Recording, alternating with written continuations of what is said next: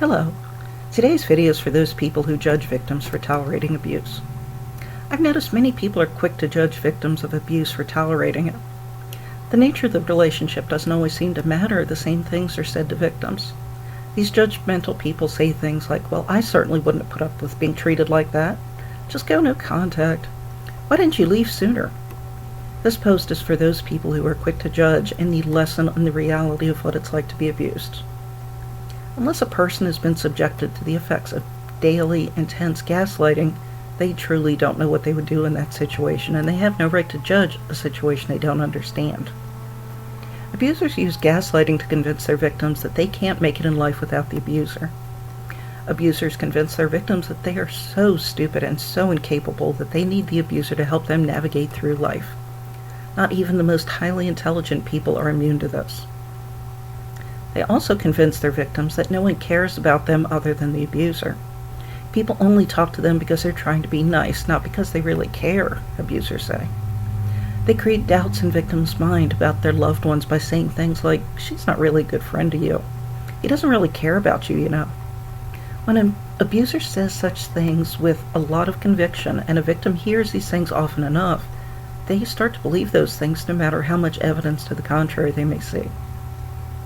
Abusers are also very good at convincing their victims that if they would just try a little bit harder, the abuser would treat the victim better.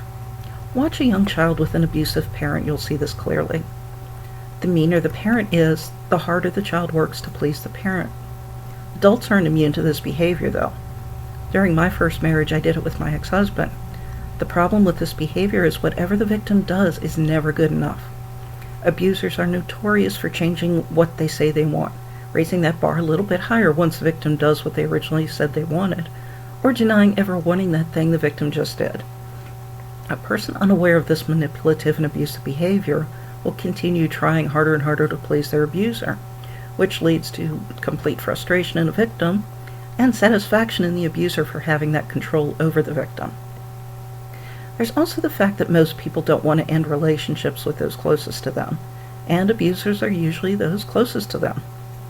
Deciding to end a romantic relationship is a big deal, especially when abuse is involved, because the victim is going to feel like a failure or stupid for falling for someone who's abusive.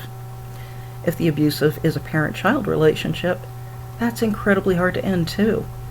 Who can feel completely comfortable telling their parents they never want to see them again? Lastly, many abusers prevent their victims from leaving.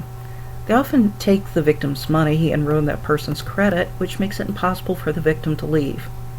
They make the victim completely financially dependent on them. They threaten to take the couple's kids away so the victim will never see the kids again. Some have even been known to lock their victims in their homes, making them a prisoner. Still others threaten to kill either the victim, their pets, their children, their friends, or family if the victim leaves. After considering all this, can you honestly still wonder why victims tolerated abuse for as long as they did? Thank you for watching my video.